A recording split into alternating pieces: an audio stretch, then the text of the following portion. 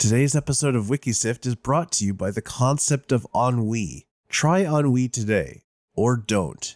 In the grand scheme of things, what does it matter? Okay, welcome to a special episode of Wiki Sift, a shallow dive into pop culture and fandom. Today we're going to be talking about fighting game lore. About how shallow would you say is the dive? 6 or 7 inches? So this is your A game, huh? Oh, come on.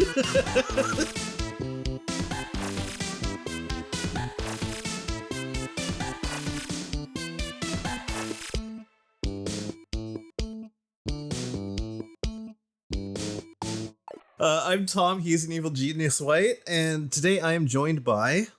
I'm Stevo, and Tom hasn't changed the lock, so he can't get rid of me.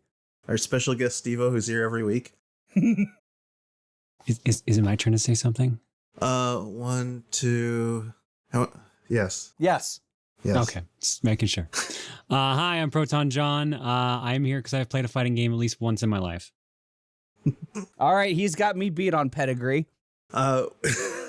Wiki Sift is normally a willfully ignorant fandom podcast where we don't actually directly consume media and just read what fans wrote about online. But today things are going to be a little bit different. Usually we talk about things we have no expertise in. But for our April episode, we'll be talking about something we actually know quite a bit about, or at least John does. I have a small amount of familiarity, and honestly, I brought John on to do the heavy lifting here. Oh, God. This was a bad day to have gotten up early. Oh, no. What a horrible night to have a curse. This explains so much about all of the other guests of Tom's that decide not to come back. I just want to start by saying the reason I find fighting game lore so absurd is because fighting game lore really doesn't need to be that complicated. It has, fighting games have a built-in framework for the story. They almost always center around a fighting tournament, right? From there, you just need to fill in a few character details and you're golden. Like, who are the fighters? What are their goals and aspirations? What are the stakes if they win or lose? Who's running the tournament and what are their reasons for hosting it? You can do a lot with that and make it easy to understand, and no one's going to complain if the story doesn't go any deeper than that. But fighting games rarely follow this formula and go in all kinds of bizarre directions. Tom, you should really see the smile on my face when I get the opportunity to talk about Brief Karate Foolish. I know Brief Karate Foolish. I'm so excited. I don't know the lore, but Monday. I know the game. I think I sent you the game. You know what? I think you did. I heard of it before you sent it to me, but this is ringing bells now.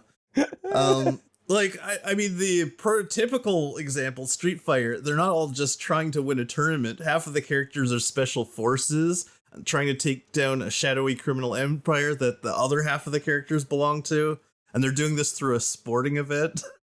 And all the games are like this. Weirdly enough, despite how outlandish and over the top it is, Mortal Kombat is a series that most closely follows the formula. Yeah, you're not wrong, and they do a pretty good job, especially as of late. I mean, they've fleshed out their stories a ton nowadays. And they've reset it 6 times or something? We're on the 3rd reset right now. The 3rd reset. Yeah, okay. But at least it's always about a fighting tournament, you know?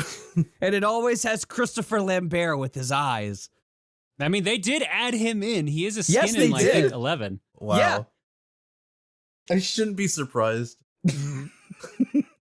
No, NetherRealm Studios has very much leaned into a lot of what the fandom has embraced. It's really nice to see. I think there was a reputation NetherRealm had for a bit where they said Mortal Kombat was like the boomers equivalent of Smash Brothers because they had all the 80s action characters in it, because you had Predator, Freddy Krueger, Terminator, Rambo. There was some... I think Alien was also in one of them. They had a bunch of those movie monsters of horror movies and just action movie characters in there. That does make a lot of sense, but you've also reminded me that PlayStation All-Stars was a thing. And they, boy, they tried with that. They tried. They really did. We're already getting way off track. Let's get... I'm sorry. Well, I mean, we're here to talk about Mortal Kombat among other things. I kind of stopped playing Mortal Kombat games around Annihilation. So But here's the part. You mean the movie? Or Armageddon, sorry. I was gonna say, you know what? I would give you props to be like, I saw that movie, it was so bad, I stopped playing the game. So here's the part that kind of trips me up. Like, in the first Mortal Kombat game, Sub-Zero was a bad guy who killed Scorpion, and Scorpion came back from the dead to get revenge. And then he seems to be the same character in Mortal Kombat 2. In Mortal Kombat 3, Sub-Zero is a good guy who is cast out of the Lin Kuei because he doesn't want to be turned into a robot. Then in Ultimate Mortal Kombat 3, there's two Sub-Zeros. One has the moveset from Mortal Kombat 2, the other has the moveset from Mortal Kombat 3. And I think later on we find out that there's two Sub-Zeros and they're brothers. So Ultimate Mortal Kombat 3 also introduced Noob Saibot, and it later turns out that one of the two Sub-Zeros died, became Noob Saibot, even though he was introduced in the game where both Sub-Zeros are already playable characters as a separate character. And then I heard that in Mortal Kombat 1, the new Mortal Kombat 1, the whole timeline gets changed around now. One of the two Sub-Zeros is actually Scorpion. I can't confirm that one. I haven't played Mortal Kombat 1 yet. But that would be wild if that was the case. Yeah, I also can't confirm. I'm a bit behind. But let's assume that you're correct, unless somebody else proves us wrong. I'm willfully not searching this. I don't want to find out. This is Schrodinger's Saibot. I'm like, my copy's over there. I haven't started it yet. Shit. Oh, crap. I'm too busy playing Yakuza Infinite Wealth. I have no idea if that's a spoiler or not. This is what I heard. I haven't even played it. I think there's like an innate spoiler tag for listening to Wiki Sift because we go through the summaries. We find out, boy, have we just been inadvertently ruining all of the Star Trek novels sequentially for everyone? I would believe that, knowing you two. But back to fighting games. Mortal Kombat does get really weird, but this is like the one thing that really kind of jumped out at me. Like, John, how deep is your knowledge of Mortal Kombat lore? Pretty decent. What would you say is like the weirdest thing? Dude, the list is so huge. There's literally a skeleton character named Meat. And all he does when you hit him, he explodes into just more gibs. So Meat is from that era where, like, I was big at the beginning because I was born in 85. So I was right at that edgy age when Mortal Kombat came out. And then I lost interest after UMK3. Meat is from that era that I did not really pay attention to. And I'm so delighted whenever I'm reminded that Meat exists. Meat is such a good character. There's also Mocap, which is just literally a dude in a mocap suit. Yeah, what's I think he's supposed to be like Johnny Cage's like mocap actor or something like that. And he just wants to go out on his own. He's the Wii Fit guy of Mortal Kombat. Like, mocap isn't canon anymore. One of the weird things is that I think they base half of their character concepts around a different color of ninja. Like, so that originally started as a space saving thing for like Scorpion and Sub-Zero, and then they did Reptile, and then they're just like, okay, let's go wild with it. They did like Ermac, Rain, Chameleon. Smoke. Well, Smoke was in Mortal Kombat 2. But, right, Smoke was in 2.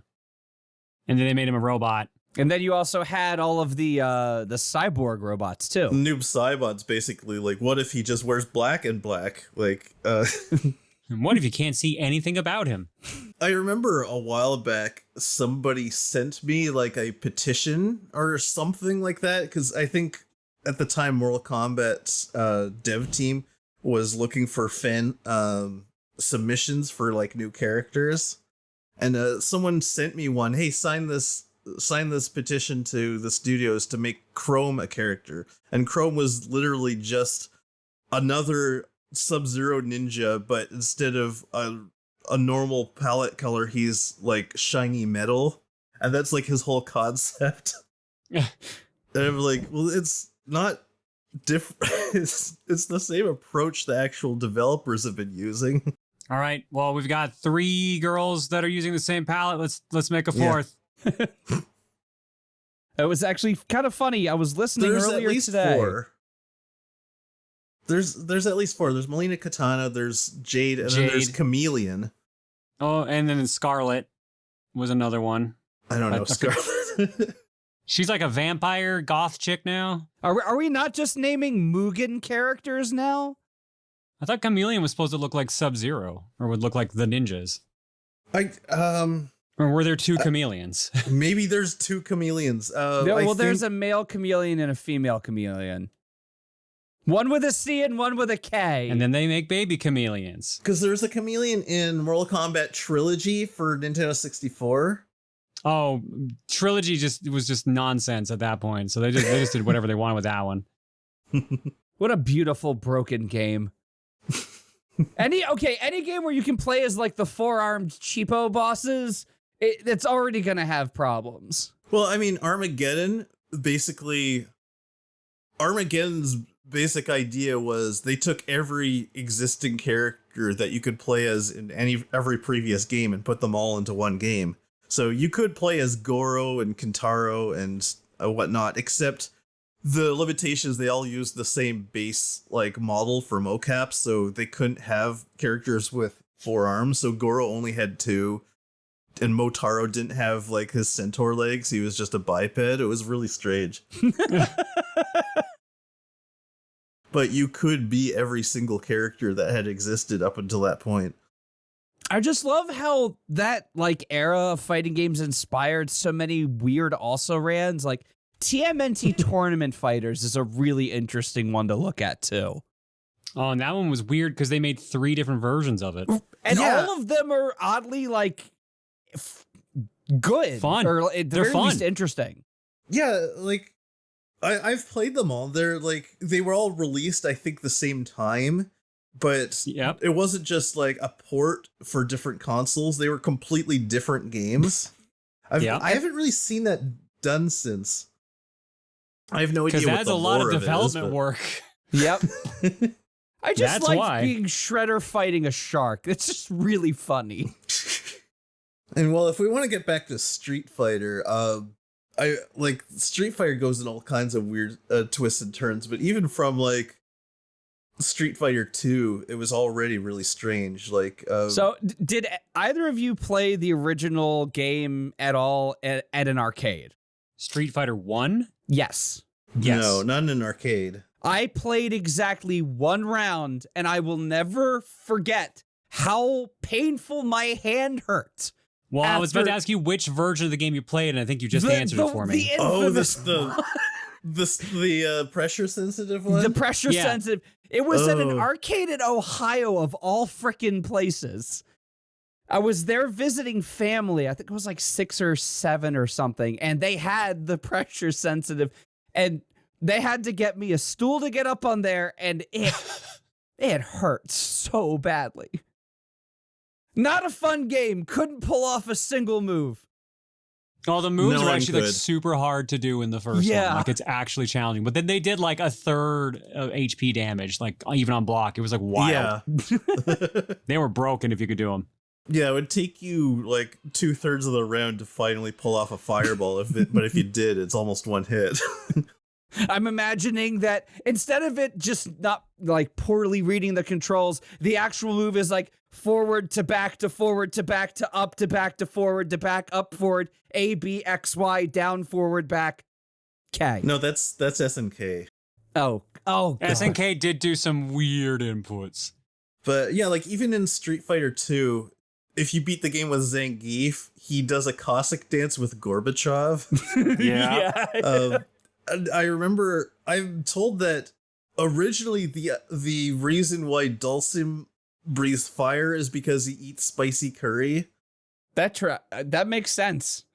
I never thought about that before. It makes sense as something that the developers would do. Yes. Not it makes sense as No, it doesn't make... Okay. You know what I meant. Yes, but I thought I would clarify. No, you wouldn't be a good host if you didn't call me out on it. I'll be fair. One bit of trivia that I always found kind of funny is Blanca. At the end of Street Fighter 2, you find out he wasn't originally from Brazil and his plane crashed in the jungle when he was a baby, and he's like reunited with his mom. Apparently, one of the Street Fighter books says that the reason his name is Blanca is because Blanca is the Spanish word for white, and the locals referred to him as Blanca because he was the white kid. So, can anyone think of a few reasons why this makes no sense? He's green.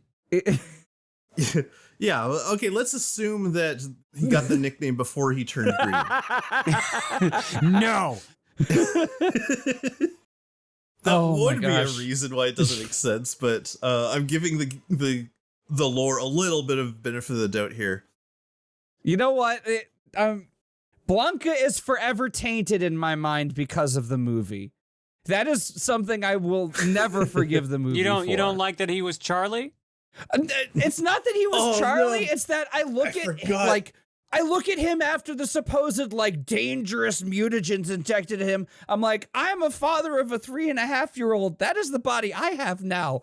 Why is Blanca so like dummy? This is not fair. Okay, so for one thing, the Spanish word for white is Blanca in female. The male version is Blanco, so that doesn't make sense. Also, in Brazil, they speak Portuguese. And someone pointed out online that that Brazil is pretty like ethnically diverse, so they have like lots of people with light skin and dark skin and whatnot, so it wouldn't be weird for like one guy to be like the white guy in Brazil. So maybe his plane crashed near a really racist town.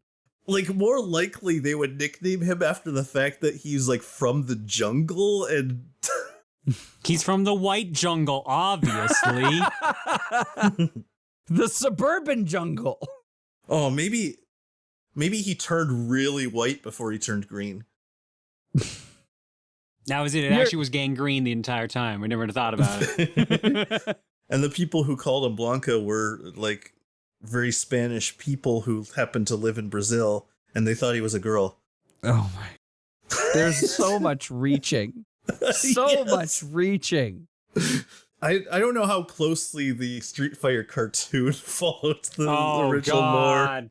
And then there's like the comic book. Okay, so the Udon comics are considered canon, I believe. The Udon ones were written in like cooperation with Capcom. The Brazilian ones, on the other hand. There's the Malibu comics, which I think were canceled after like 3 issues because Capcom didn't like it. They're like, what are you doing? Supposedly, like the 3rd issue, they released the comic, and at the beginning of the comic, they had an apology for not being a very good comic and having to get canceled. And that takes cojones. Good for them. And then like the second half of the letter was them saying where they were going to take it, and it was like all kinds of bizarre directions where like I think some of the main characters were going to die. And John, what can you tell me about Street Fighter lore? Okay, let me see here. Obviously, you know about Shadaloo. Yeah. Which is the company that M. Bison runs, like the whole organization. Which brilliant name, by the way. Shadaloo. Bison, at least in Street Fighter 2, has like 4 generals. I'm trying to remember if it's 3 or 4. Or 3 generals. There we go. It's Boxer, which is we know as M. Bison. Or sorry, no. We know as Balrog. Sorry, my bad. I keep forgetting about the name swaps. So in Japan, the Boxer is M. Bison because it's Mike Tyson. Yeah. But in North America, he's referred to as Balrog.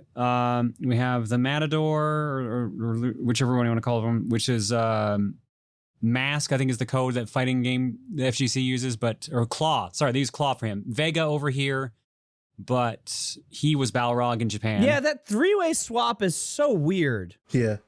Yeah, because M. Bison was Vega in Japan, and they usually just refer to him as Dictator now. But yeah, M. Bison there. So yeah, he has Vega, he has Balrog, and he has Sagat.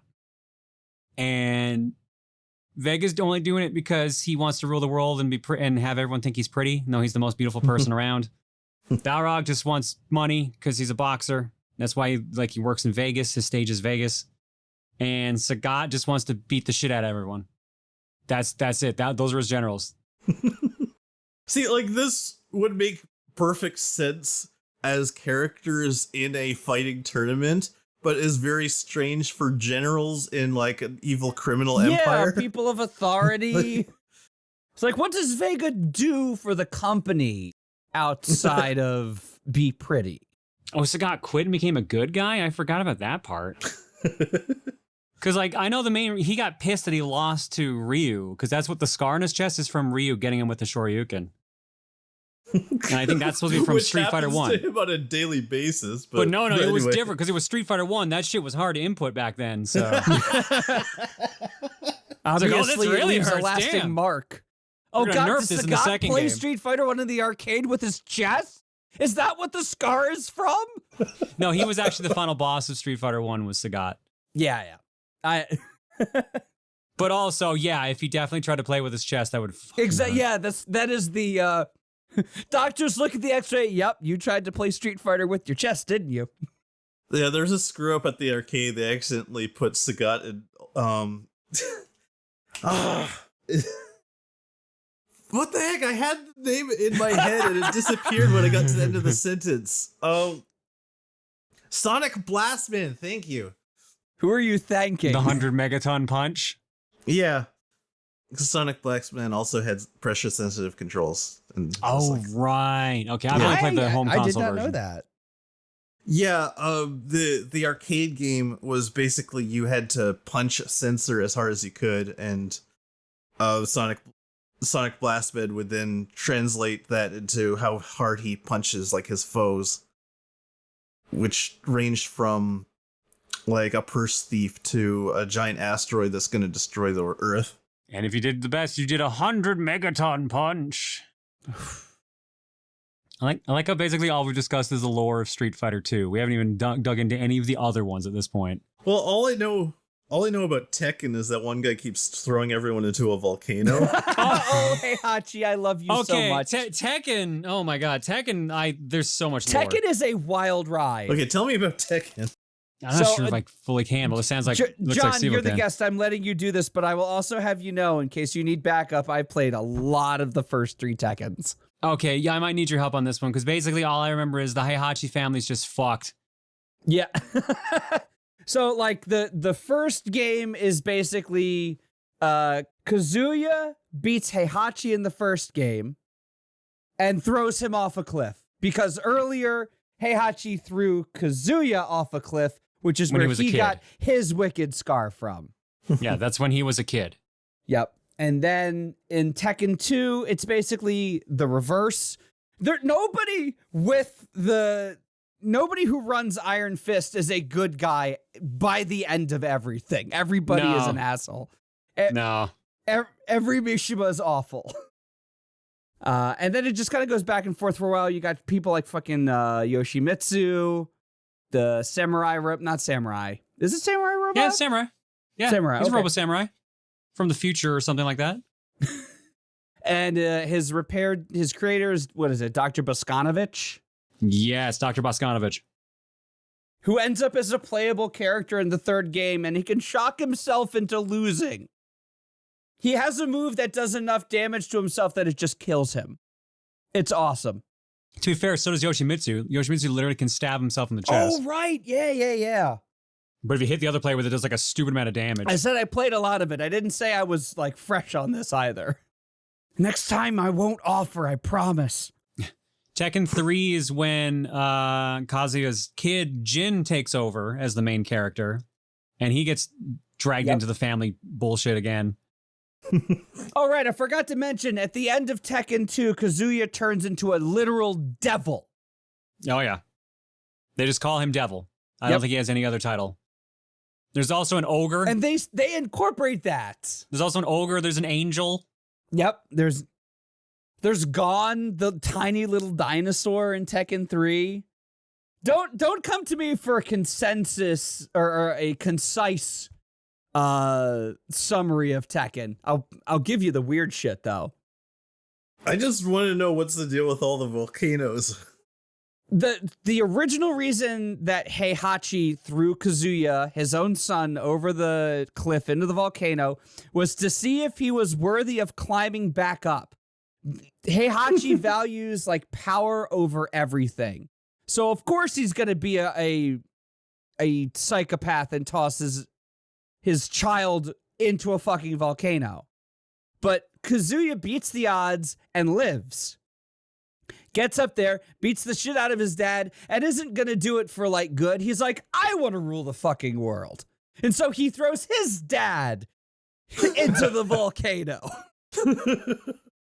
You know, it runs in the family. It really does. It really does. Which is funny because I think like their mom's side like turns into like an angel, I think. I think that's where angel came from in some of them. So like Jin is a mix of angel and devil. So just when he transforms, he's just known as Devil Jin. And he eventually, like, at first, he's still a good guy. And over the course of the games, he fully embraces being fucking evil. He's like, yeah, I like being a devil. I'm going to do this. Some people are saying apparently in the new one, he's back to being a good guy again. Oh, and was it 8 that just got released? Every time I want to go play a new one, I just want to go back to playing Tekken Ball. Or Tekken Force. Did he get dunked in the volcano of goodness? I love that just dropping them into a volcano is like the only way. They're like, this will probably kill him. This will probably kill him. No, it doesn't. It rarely ever kills him. Never. And then you've also got the non-canon games, the Tekken tag games. The second one features a level with Snoop Dogg in the background. Oh, you can also play the Wii U version where they have Mario power-ups. Yep. And also Mario skins. Like every single one of them can be dressed in like Mario or Bowser or Luigi or whatever. Oh, yeah. Bunch of Smash Brothers skins, basically. Captain Falcon's in there, Fox. What? I love seeing super serious people with the mushroom heads. Wait, mushroom heads? So when like they collect mushrooms, their head gets big? It's a toad hat. Oh yeah, so like one mode is called like I forget, like Mario mode or something like that, a power-up mode, where like there's mushrooms, you can literally make your character bigger in the fight, which does more damage, but also makes it harder to hit the other character because they're still normal size. So your kicks are suddenly going above their head instead of hitting like their torso. It feels just like playing around a Virtua Fighter Kids, which is another game we should talk about. It's like, so you got Virtua Fighter 2. Where do you go? Virtua Fighter 3? Nah, let's make all the characters have chibi versions and do the exact same moves. Gosh. No, but hold on. I want to say how much I love the idea that when someone becomes giant, they forget how to kick downwards and just keep doing the same kick as if they're right in front of them. It's very similar to like the odd job thing in GoldenEye. Yeah. I forgot how to aim down. We made it to Tekken 3. That's where we made it. And then we lost the plot at Tekken 3. Well, also, to be fair, Tekken 4 was a really bad Tekken. I don't remember. I barely played Tekken 4. Tekken 5 is what I played a lot of. Tekken 5 was one that I also played a lot of. And that's where you've got, we got Fang and Marduk and all these other weird new characters. Steve Fox. Oh, we never talked about Kuma and Panda. Yeah, that's kind of why I want to go back to Tekken for a bit. We didn't even talk about any animals. That were taught Mishima fighting style. Oh no, not even that. Literally, it's been shown in lore. The only thing that Heihachi's shown that he actually cares about is Kuma, the bear. He's only like he doesn't care about his own kids. He literally just cares about the bear.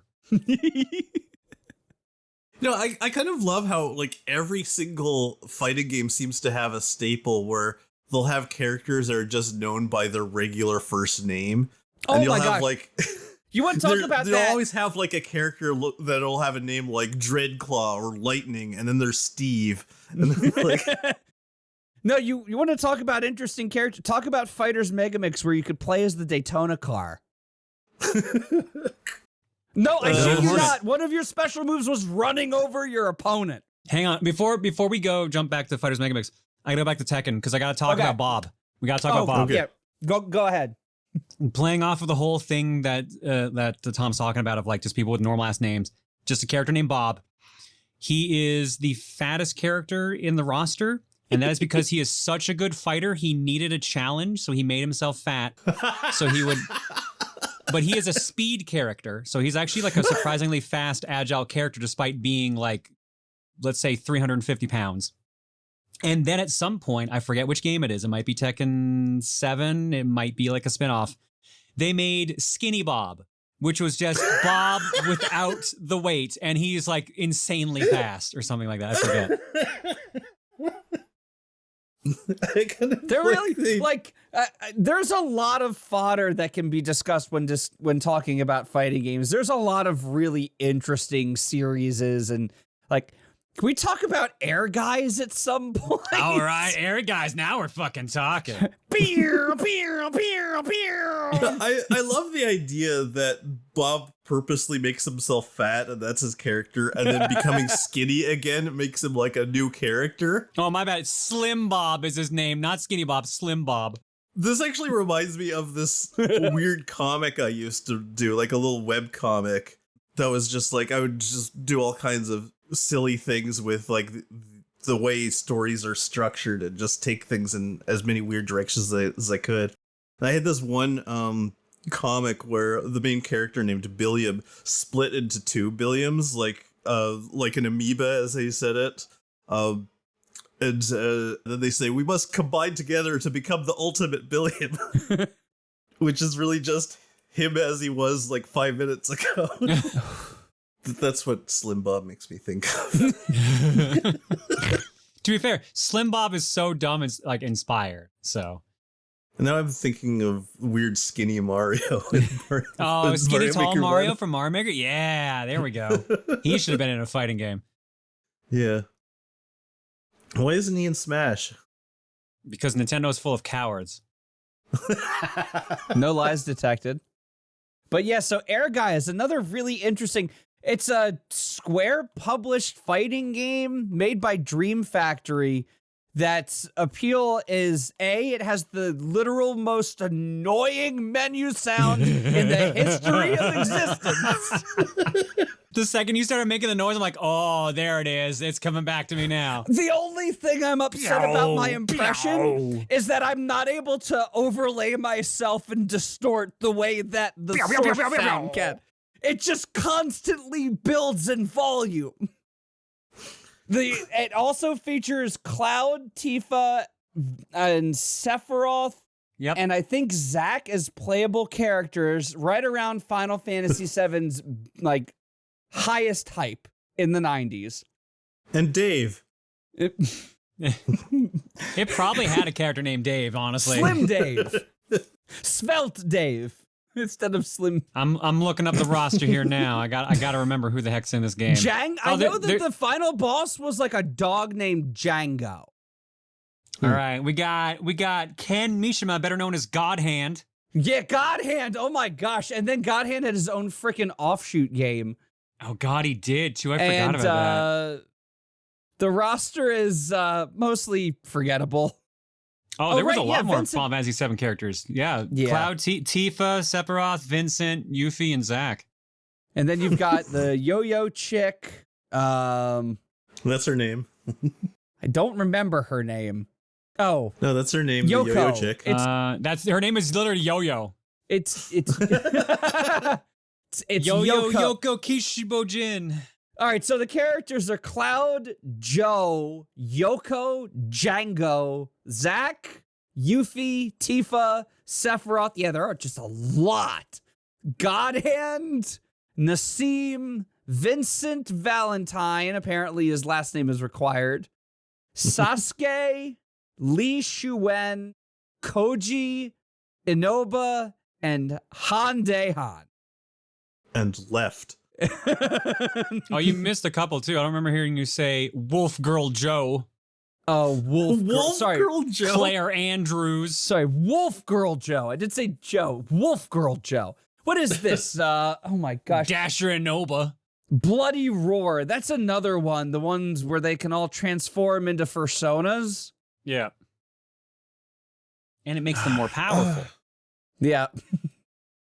But it's on a meter for some reason. Now, when you say Bloody Roar, I just think of what was that game that came out right before Primal Rage? That was the other dinosaur beat 'em up that did horribly. There was another dinosaur beat 'em up that did horribly? Yeah. Are you sure this isn't the Mandela effect thing? No, I just played it on my arcade machine the other day. Dino Rex? There we go, Dino Rex. I've never heard of this. It's a Taito game where you're T-Rexes and like you take commands from like your little people down on the ground. Oof. That doesn't sound super fun. I mean, it walked so Primal Rage could run and then trip and fall in its own I was gonna say I don't think Primal Rage ran. Look, if we talk about Tekken, we also have to go and talk about Soul Blade / Soul Calibur. You know what? I kind of wonder now if there's like a whole subgenre that we don't know about of dinosaur fighting games that like they're all terrible but has its own like weird niche fan base that are completely diehard. Dude, every fan base, every fighting game has a fan base. That's how they made Mugen. Mugen is just every fighting game character in one game. Doesn't matter if they don't even match up. Or if some of them are just a sprite with a missing square in the middle of their face and they have no moves and they can't no hitbox. The invincible character.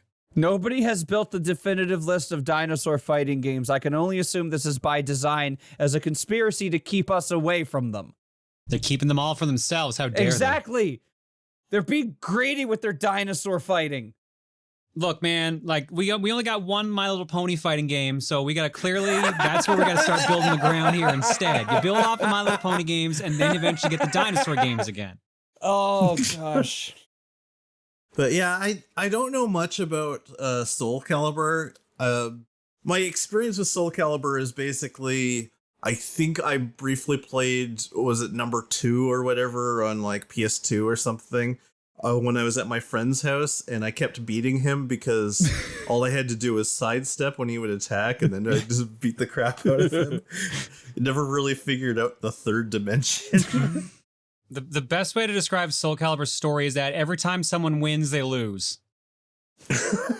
Because like, was it like Siegfried's like the main character for one of them and then he ends up getting the Soul Calibur, but he ends up getting like Soul Edge instead and becomes Nightmare and then goes on a killing spree. And then he gets freed because of Soul Calibur. And then he becomes like an Archangel or Crystal Knight and starts running around trying to fight Nightmare, but Nightmare still exists separately. And then like all these other characters are there. And like Soul Calibur's plot, I forget. And then Darth Vader shows up. Hold on. Oh yeah, that's right. Ivy's breasts inexplicably keep getting bigger with every game. Look, she's an alchemist. She just alchemizes herself a better bra every time. That's all. You know what? If you have that talent and that's how you want to live your best life, go for it. It seems entirely impractical if what you want to do is fight people, but you do you. Distraction's a distraction, obviously. Oh man, I saw this video a while back where someone decided to empirically test if those outfits could work, and they had like 2 models dress up like Ivy and one of the other characters from Soul Calibur and had them fight and see how long before their outfits just completely fell apart, which was like which is like 20 seconds in. I have and then to like censor the entire video. With a small Discord chat I have with friends, we have a sub chat called Outfits on the Verge of Exploding, and there's a lot of Soul Calibur content in there. Yeah, that tracks. I love that Ivy, for how ridiculous her outfit is, her secondary outfit is always the most dressed out of any character. So it's just like you can have like her default's like next to nothing, and then like her normal or alt's like, oh, she's like in full Victorian regalia. Okay. 17 layers. Lots of accoutrement. Wearing a hazmat suit. Why hasn't Gordon Freeman been in a fighting game yet? That's someone's kink, though. I mean, what, Gordon Freeman or the outfits on the verge of exploding? Gordon Freeman is definitely playable. Somebody's kink. He's definitely playable in Mugen. Like someone definitely made a playable Gordon Freeman. But Mugen is like Rule 34. If it exists, there's a Mugen of it. If it exists, there's pornography of it. I would want to see Gordon Freeman be in a fighting game of like all first-person shooter protagonists. So Doom Guy. Duke Nukem. Yep. Oh yeah, definitely Duke Nukem. Why are we giving the internet ideas? Oh, it's definitely Lo Wang. Yeah. Lo Wang. Yep. Yep. All of the Build BJ Engine Blazkowicz. characters. Yep. Caleb. The dude from Quake. A Quake guy. Bitterman in the second game, but I think he's just known as Quake guy. My favorite thing about him is just the sound he makes when he jumps. Herk, herk, herk. Sounds like he's getting up from a very painful hernia check.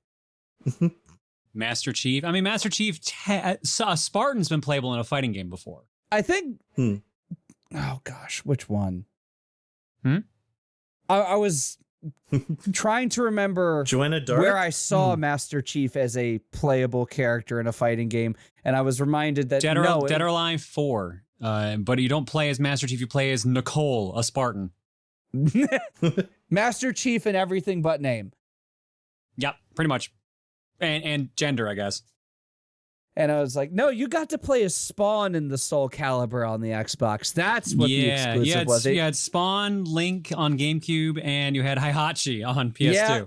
Hey, Hachi, please continue to throw more people into the volcano. No matter where he goes, he is visiting New York to see family, and he's just chucking people into volcanoes. Chucking people in volcanoes is his gender reveal. That's guaranteed to start a fire. Oh no. Is he just bringing the volcanoes with him wherever he goes? He's like, this is my pocket volcano. I just got to bring this for vacation. You never know. Like, it erupts and the lava is blue. It's a boy! I'd like to think that he can summon a volcano top wherever he is. Just, like how Ermac can raise shit. You know, Heihachi can just, in the middle of Fifth Avenue, pull up a volcano. Just like the pregnant wife clawing her way out of the volcano with vengeance in her eyes. I'm raising our son to defeat you. Oh man, I would absolutely His name will be Steve. I would play the shit out of a Tekken character that was just the hot dog guy that accidentally got put into the volcano in New York. Out for revenge. Oh my god, that would be incredible if they just pulled like this. This is Derek. It's time for Jimmy to go on a vengeance quest to get his hot dog cart back from Heihachi Mishima. Like, I was picturing a guy in like a hot dog outfit. Oh, that's even better. Because, some of those people go extra hard. They will sell you a hot dog while wearing a hot dog outfit. I want Times Square Elmo to be a fighting game character now. Oh, no. No, I'm just imagining like a Toxic Avenger version of a guy in a hot dog costume. Oh no. Like the hot dog costume becomes a part of him and he crawls out of the volcano and beats people up as a hot dog. I have the strength of 10 hot dogs. At that point, you're just asking for a trauma-themed fighting game, which is another idea I can get behind. Sergeant Kabuki Man NYPD would absolutely be my main. And then you got all those weird fighting games on the N64, like Mace the Dark Age. Oh, yeah, there you go. Mace the Dark Age, War Gods. I don't even know. Flying Dragons. Yes. Okay, I know Flying Dragon because I had that one and it was like a sequel to an obscure NES game. But the NES game wasn't a fighting game. It was just like it's like a weird RPG. Yep. Yeah, my favorite thing about that game was like after you beat the second boss, you'd get a power up that lets you jump absurdly far and fast. And so for me, the fun of the game was just getting that power up and then not fighting anyone anymore, just leaping over everyone, going through the whole stage. Because nobody could catch up to me at that point. I'd just like jump over everything. You never actually win, but it was fun. Oh man, Biofreaks. That's another one I haven't thought of in like a bajillion years. Oh yeah. Okay, well, I know John knows a lot about SNK lore, so we should probably move on to that because that's The stuff that you told me about Maybe you could explain to me why Geese Howard is an asshole. Oh, that's just easy. That he just is, man. He's literally just a crime boss. But like, so like, God, where do I start this? There's like two different series. There's Art of Fighting and Fatal Fury, and they both have Geese in it. But he's younger in Art of Fighting, so it all takes place before Fatal Fury. And in Fatal Fury, he dies, but then he didn't die, so he comes back. And then depending on the lore you follow, he either dies again and stays dead, or he just goes into hiding because they think he's dead. But he kills Terry and Andy's dad, and that makes them want to go on an adventure. Their friend Joe just joins them just because. And they go beat up everyone in Southtown, because that's where they're from, is Southtown, USA. Yes, I have been to A-Town. Were any of those games beat 'em ups? Because that seems to be a common theme with beat 'em ups, where they'll have like two characters who are very closely related to the events that are happening, and a third friend who just tags along. You mean No, like they're not. They're not beat 'em ups. Die? They're proper fighting games. Yeah, but that's literally Final Fight. Yeah. Yeah. It's like I am the mayor. I am going to rescue my daughter. I am the boyfriend. I'm going to rescue my girlfriend. I am here to kick ass. I'm coming too. I had retraining with the boyfriend at the time. I'm on my way. Mom says my little brother has to come. That's Streets of Rage 2. Thank you very much. Oh yeah, Good old skate. Literally. And then they had the old guy and the kangaroo. Sorry, let's get back to talking about Geese. All right, so Geese is infamous for falling off buildings constantly, even though I think it happens like 3 times. What are the other people that are in the tournament in the first one that aren't fighting for revenge? God, I don't remember who's in Fatal Fury 1. There's like an old dude that's like trying to just prove he's the strongest and find a successor. There's Duck King, who's just like a break dancer that also keeps Duck King is great, man. He's literally just a dude with a mohawk and some like sunglasses on, wearing like a bunch of punk gear, and he just fucking break dances. He's so funny. I love him.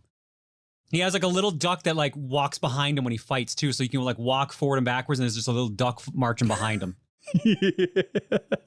Duck King sounds like an indie game that would be released today that's like a tribute to old Atari games. I can see it. I'm trying to figure out who all is in the first game. Billy Kane, which is a dude that uses a cane, like a giant stick, to fight with, and he's like Geese's #1 man. He's British. His jacket says no smoking on it. All right, And, so Tung Fu Ru looks like he's the old guy. Tung Fu Ru is definitely the old guy. All right, the other characters I'm seeing are Richard Meyer. Yeah. Capoeira master from Brazil. Probably taught me 9th grade English. Michael Max. Boxer. Oh yeah, don't forget Raiden. Oh, Raiden. Raiden or Big Bear, depending on which name. He's just a Jay? very large wrestler man. Okay, so the series kind of starts with just them trying to defeat a crime boss, right? Yeah. But then, like, at some point, there's like a cult that's trying to bring about the end of the universe. All right, so that's when they spin off. Okay, so there's Art of Fighting and there's Fatal Fury. Art of Fighting King is of Fighters. No, I'm right. Yeah, they both go into King of Fighters.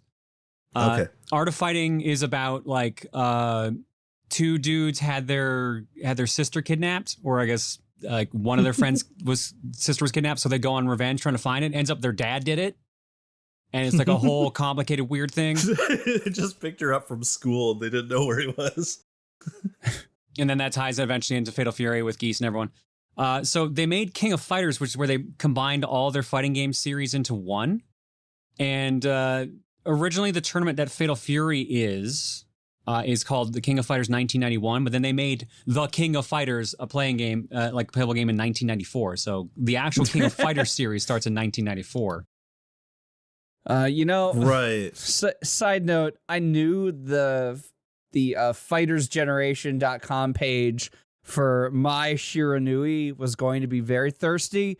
Yeah. And I was not disappointed. No, if she is the hey, Google this and you will get titty character. Yeah. Yeah, I think she's probably the most sexualized character in all video games. She's definitely up there. It's top 5 at least. It's because they gave her jiggle physics. 1994 is when King of Fighters starts. The main team, the main hero character is Kyo Kusanagi. He's a fighter from Japan.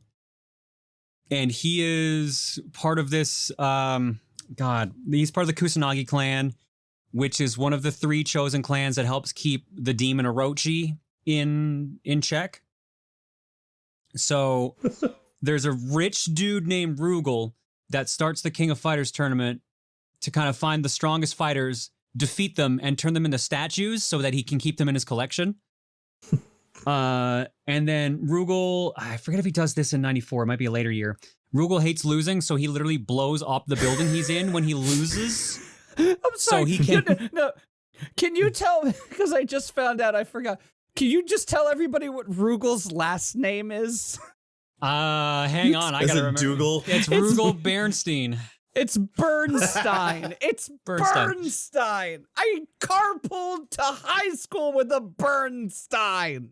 Rugal Bernstein, an arms dealer and the organizer of the King of Fighters tournament. He's capable of copying any technique after seeing it performed once, and he makes heavy use of Geese Howard's Rapukin. And Wolfgang Krauser's Kaiser Wave attacks. He also has techniques of his own, such as a slash and kick named the Genocide Cutter. He knows all about copying other people's moves because he's a copyright lawyer. Oh my god. Oh yeah, oh my god. I forgot about the fucking secretaries are also characters. How could I forget about Mature and Vice? So, what, the crime boss's secretaries are also fighters that fight in the tournament? Yes. Well, they're not in 94, I believe. In a later year, Mature and Vice are 2 of his like secretaries that kind of just get involved, and they also bring in Iori, and then that ends up leading to like the demon god getting resurrected and shit. And then they got killed off at some point in the series, but then they came back later because people wanted those characters back. You know, King of Fighters is up to game 15 now, and they're just like, fuck it. Like they did, bring him back. People like him too much. Let's bring him back somehow. The group that ends up reviving the demon gods is also, they just play in a band. Their name, oh god, was it Chris, Yashiro, and Shermie? They end up they have Orochi, they have demon blood in them. So they get Iori and, oh my god, what's her name? Leona. They also have Orochi blood. And they all combine together to bring back the demon god. But then you have to defeat the demon god, but it's a god, so it literally does attacks where it hits everything on screen and bullshit like that. There's 3 clans that have to work together. It's Kyo, it's Iori, and it's the girl whose name I can never freaking remember because she gets killed off in 97.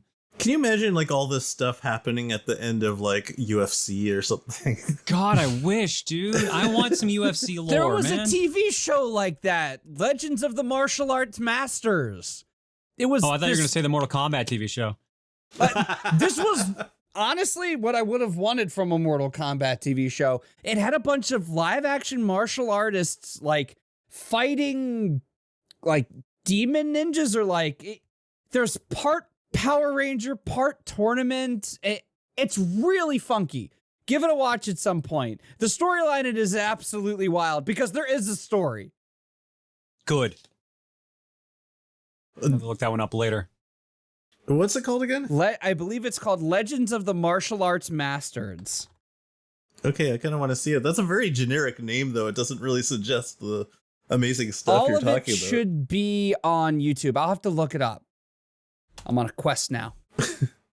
Now I'm trying to find it, too, because I want to see this. I found a book. WMAC Masters. WMAC Masters. Yes. I'll post the link in the Wiki Sift chat. The thing about having the secretaries being playable fighters, have you noticed there's a weird trend in fighting games where every so often there will be a game that has a character that at least at first description sounds like they should have no business being in a fighting game. In Power Instinct, one of the main characters is this old 90-year-old woman. In Shaq-Fu, one of the characters is a 10-year-old boy. Oh, yeah. How have we not talked about Shaq-Fu yet? Shaq-Fu's lore is pretty wild. I did like a whole video on that, so I feel so bad for Shaq in a way. Well, there's also like an X-Men fighting game where you could play as Professor Xavier. So you can have Juggernaut just wailing on a man in a wheelchair. Like, oh my god, I don't know. I like Shaq-Fu. I unironically like Shaq-Fu. It is, but the funny thing I find is Shaq's the worst character in his own game. Shaq-Fu for me, I've done a few panels where part of or all of the panel was just playing bad fighting games, and Shaq-Fu has always to me been a very easy entry. Like, you get it and you can pick it up pretty quickly. You're not going to be great at it, but it is a very it's a pretty intuitive fighting game. Yeah, I think I have this theory about Shaq-Fu. I'm getting like very off topic here, but I have this theory as if we ever are on topic. I have this theory about Shaq-Fu that it was going to be a better game, and kind of a last minute change just destroyed it. That I think it was designed to be like a more slow paced, sort of strategic fighting game, and like the fact that the animations are kind of sluggish kind of lends itself to that, and you had like moves that where like you could create a shield around yourself, and like you build up like fury and stuff like that, which is a common thing even still. But like I've heard a few people talk about how it could have like really worked as that, but I think someone said this is going to be boring for people. Like, people like fighting games to be fast and whatnot. So like we'll like set a time limit for 60 seconds so the rounds don't go too long, and make all the moves do like 2 or 3 times as much damage, and then it just kind of became a mess because now you're like struggling to figure out the moves, and then the round's already over, and like I think the other problem is it was Delphine Software, I think, that made the game, and they do slow adventure games like Out of This World and Flashback. So so that's why I hate them. Yeah, so like they were always about animation priority, and like Shaq-Fu as a game for the era looks great. The animations are like super nice, but they have animation priority. Like you jump, you're stuck in that jump. If you kick, that kick is going to take like 20 frames, and you're watching every single one of them. Yeah. Because like one of the things that I've talked about in a Shaq-Fu video before is how almost all of the music tracks in the game run for like a lot more than just 1 minute, and then it just like restarts the music when you go into the next round, so you don't even get to hear most of the amazing music that was created in the game, because like it's still building towards something, and then it just ends. And I feel like it was designed to be something more than what it was, and then they just someone made a decision, and then it's kind of become what it is now.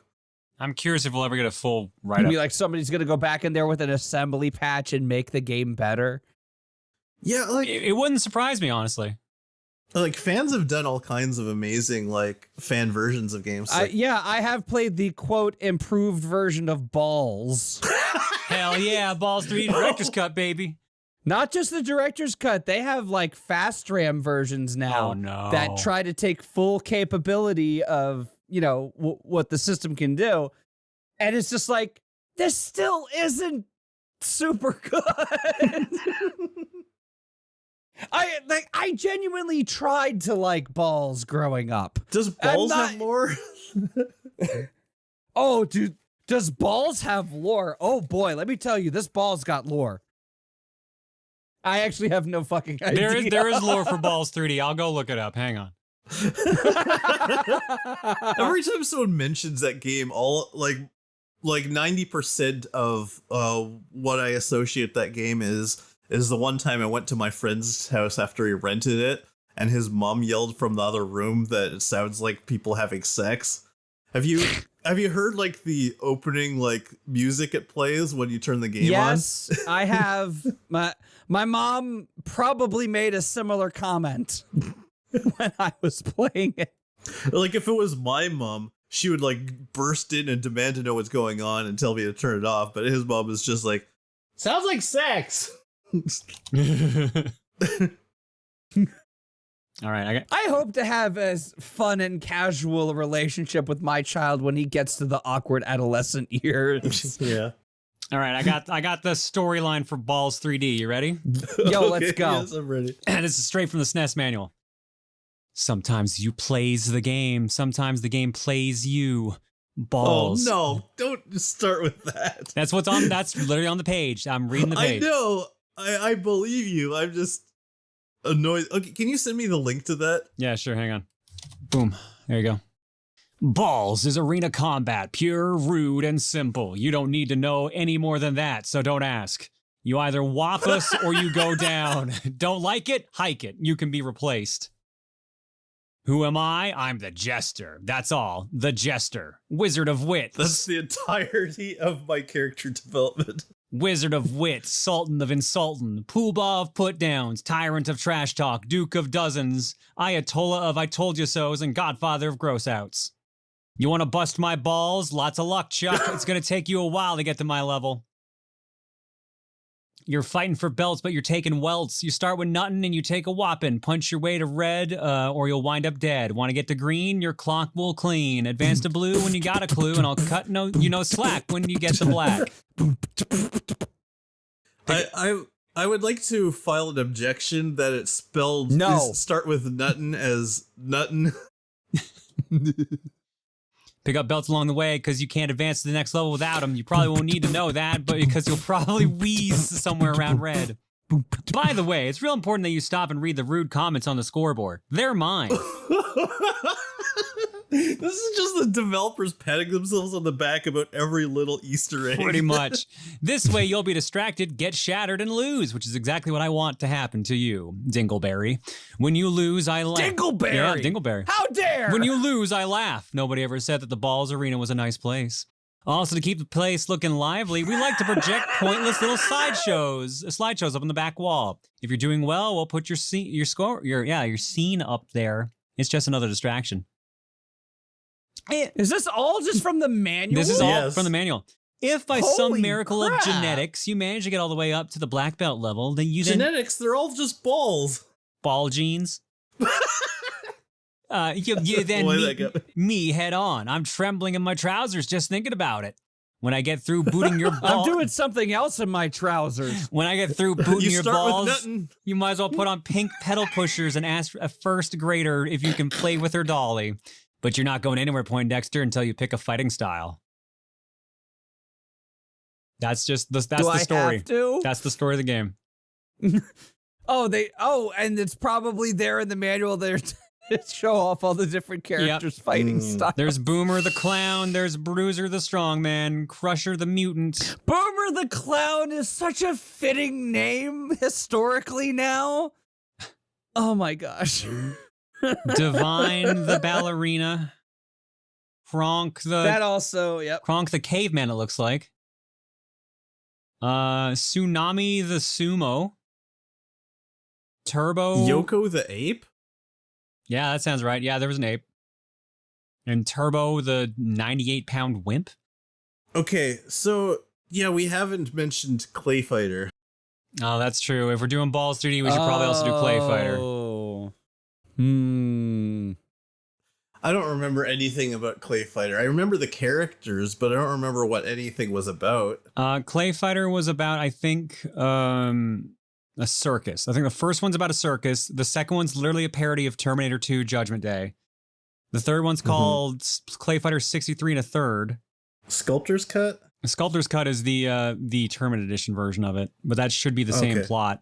An abandoned amusement park sits peacefully in the noonday sun. Playland was once the most popular vacation spot in all of Mudville. These days, it is only home to dust and cobwebs. This, however, is about to change. From a bajillion miles away comes a mysterious purple clay meteor.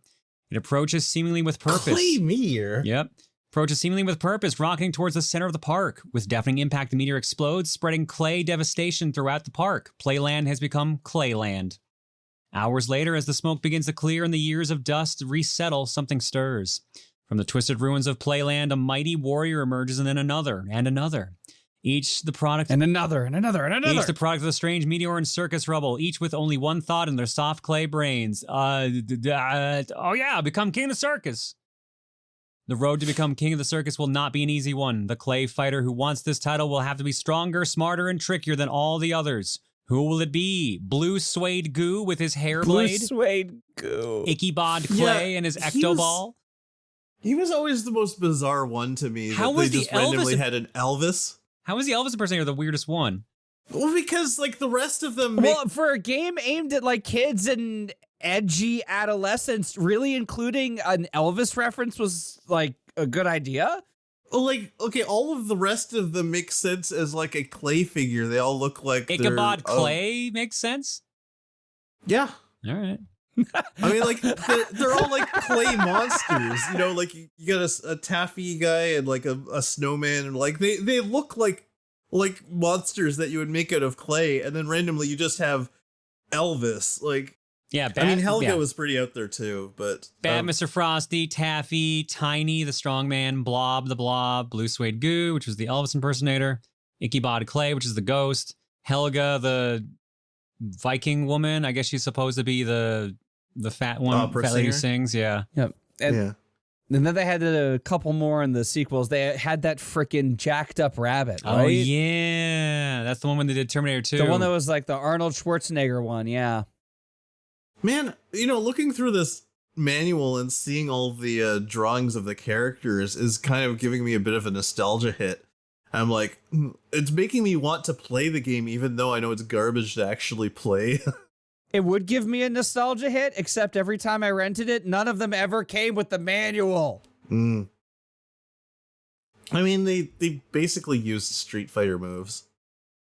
Just try all the Street Fighter moves. I don't know. It looks like they're pressing multiple buttons as opposed to just... That's to show that there's different strengths because they're all punches they're showing. Oh, geez. I remember they were trying to bring this series back in the Wii era. Oh, yeah. Earthworm Jim was in this, too, wasn't Earthworm it? Jim was isn't in the N64 ones. Yep. Yeah. And Booger Man. And Booger Man. Blob is the more straightforward one, I think.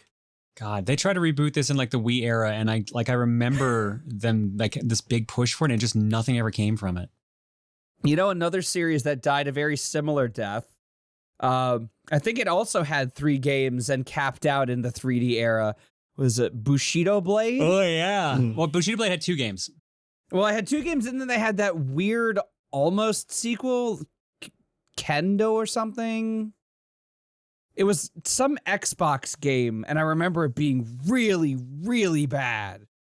I gotta look this up. It's gonna bug me otherwise. Kengo, Master of Bushido. Kengo! That's what it is. Oh yeah, I remember this one being trashed when it came out. Absolutely. And savaged and deservedly so. Not an enjoyable experience.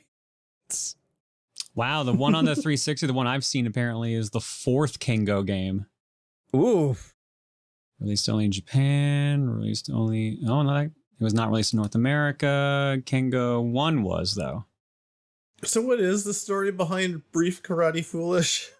What? Have you not heard of this Steam gem, John? Brief Karate Foolish? Yeah. Yeah, just look it up. It's... Oh my God. I was not aware of this Okay. one. So for those who are not aware, it is a game where all of the characters are, like, all the sprites are just photographs of actors who are playing the different characters, and they're all in their underwear. They're on their briefs.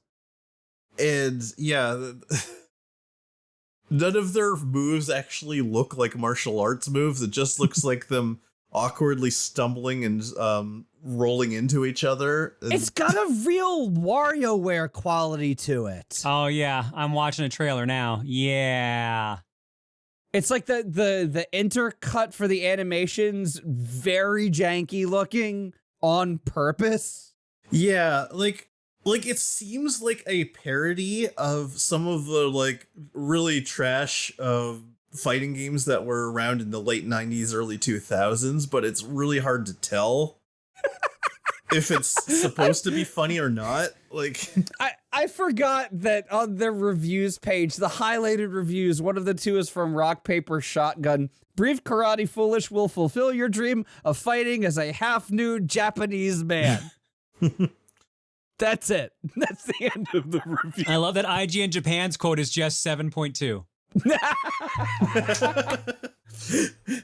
Because I know there was like a fighting game that was very much intended to be serious, that was like some bikini fighting game, and all of the models were just like videoed, and then they took the video and made that the sprites for the thing, but it looked like it played horribly, and I'm pretty sure it did. Like, it like none of them were martial artists, so their attacks just look stupid. Like they just like cartwheel into each other. And I'm trying to figure out what game you're talking about, because the only one that's come to mind for me is Dong Dong Never Die. I can't remember the name. I haven't heard of that one. Fan-made fighting game inspired by Street Fighter 2 and King of Fighters that released in 2009 with 24 characters. It's another one of those live-action ones. Bikini Karate Babes?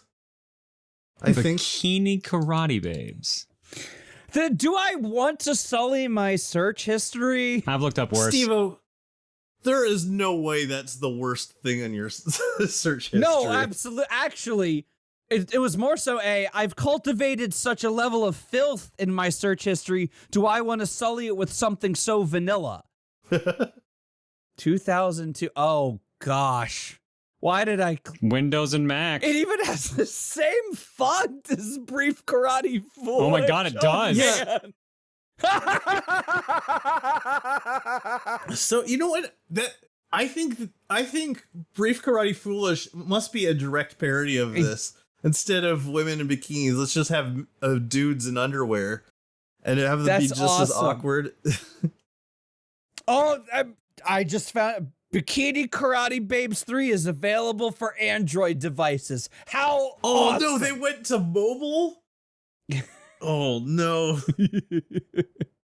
All right, I got to see if it's still available. This is like it's like watching an old ad with a 1-800 number. You have to check.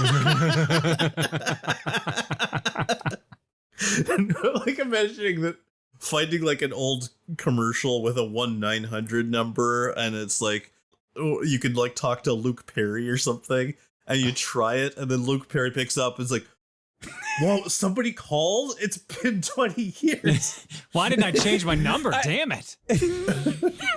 No, he's been sitting by the phone hoping to actually make money. I have sad news. I'd like to state that in the time in between when they have the reference, retrieved 15th of February 2022, the game has been removed. Oh no. So it lasted potentially, but most likely, less than a year. Tragic. Oh man, time to go to one of those shady APK websites and live out my dream.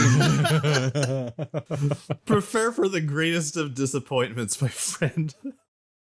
I have no idea what the lore is for any of those games, but okay, I still don't really understand what's the deal with Ballz. So can that be the episode title, please, Tom? Can it just be "What's the deal with Ballz"? You start with nothing. You start. Okay, so I feel like I'm getting them confused now, because now I'm thinking, oh, they're all balls because they were hit by a ball meteor, and then like, no, that's the Clay Fighter one. That's no. They're just balls. They're just balls that come to life. Okay, so okay. Let me bring back up, because I closed it. Ballz 3D manual. I really don't want to install this APK. You're thinking about it so much, though.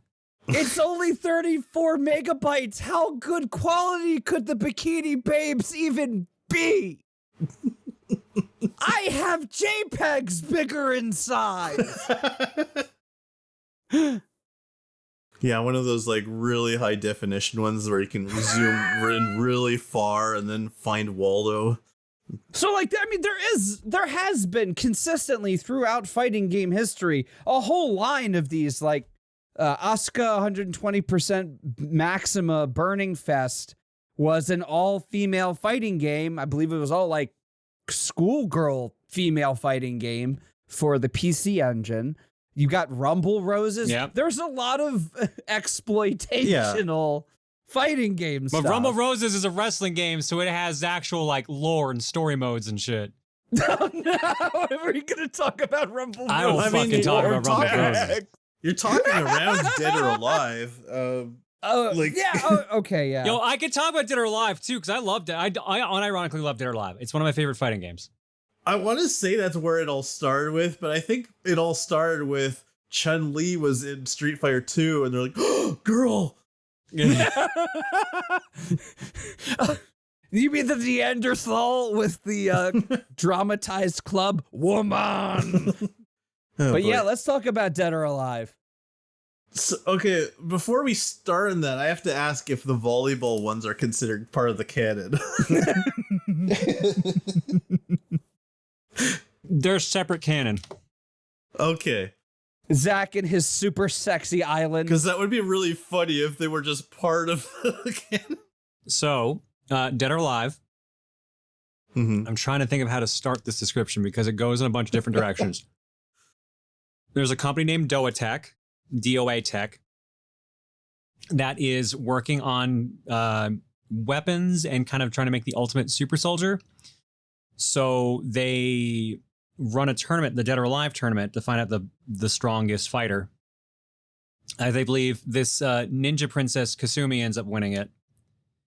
And as a result, they kidnap her and they make a clone of her. I'm trying to remember what they call her. Is she Kasumi Alpha or is she just called Alpha 152? Like, there's a bunch of clones of Kasumi. There's a lot of them. And this is also a series that Ryu Hayabusa exists in. He's just like, right. He's like the legendary super ninja in that lore or something like that.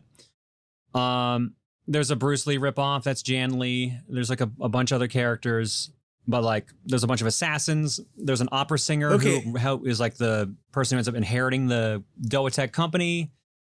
And there's like world domination plots. There's demons that get revived constantly. Like, it kind of goes everywhere.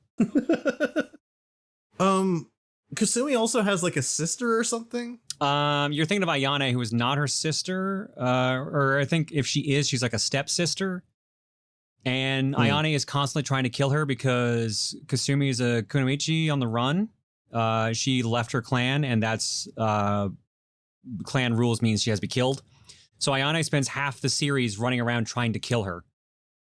I forget when they eventually stopped trying to do that, like Dead or Alive 4 or 5, when they realized DOA Tech's actually like about to destroy the fucking world. They give up on it.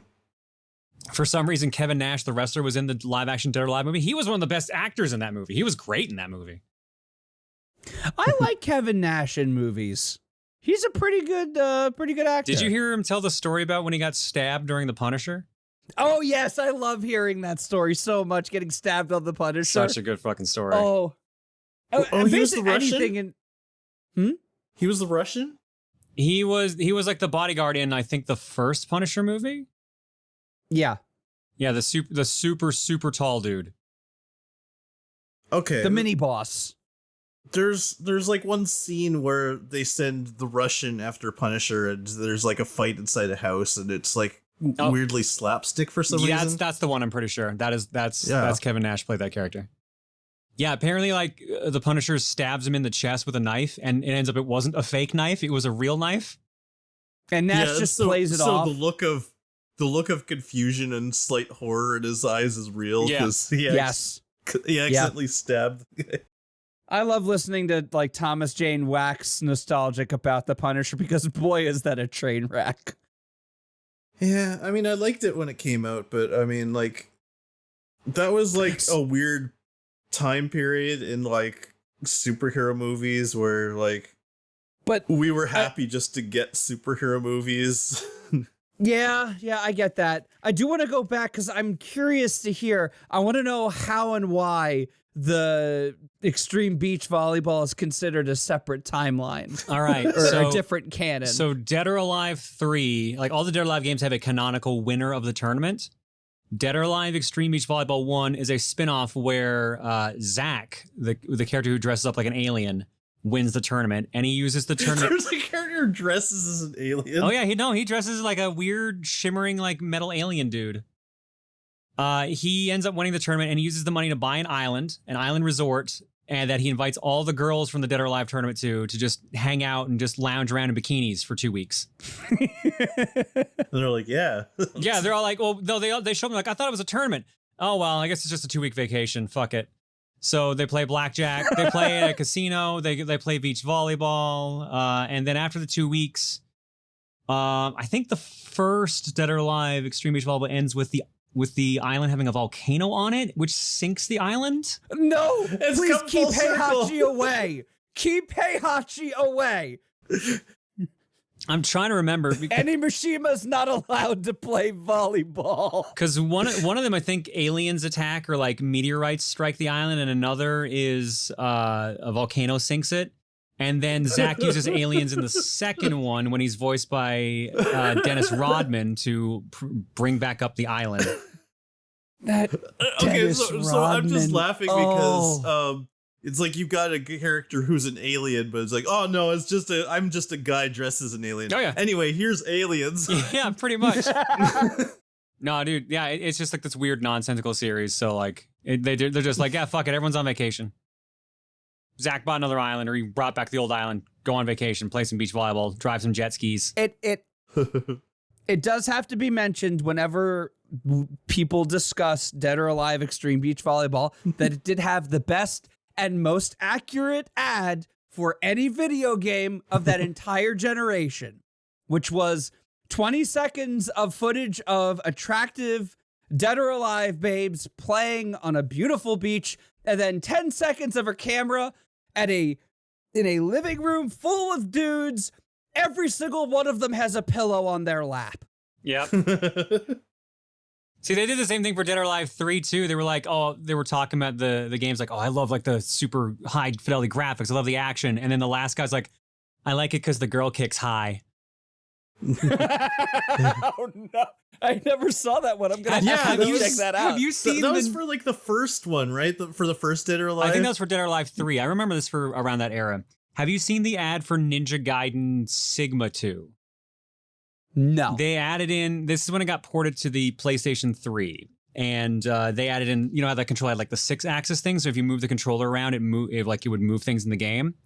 They mapped the 6-axis to breast physics. So I do recall. So the commercial is really like all these people like staring at something like awe-inspiringly, and then it just shows it's just one of the girl's tits.